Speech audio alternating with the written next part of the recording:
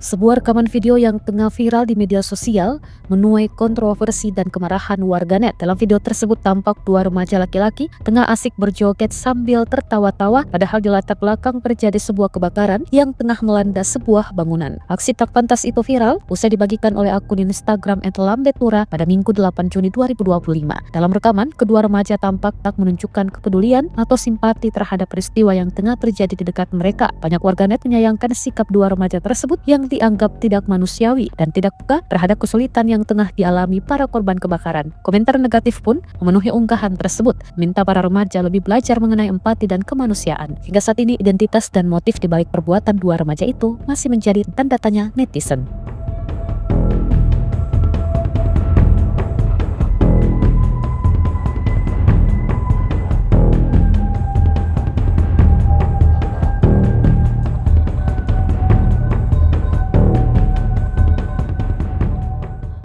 Download Tribun X sekarang, menghadirkan lokal menjadi Indonesia.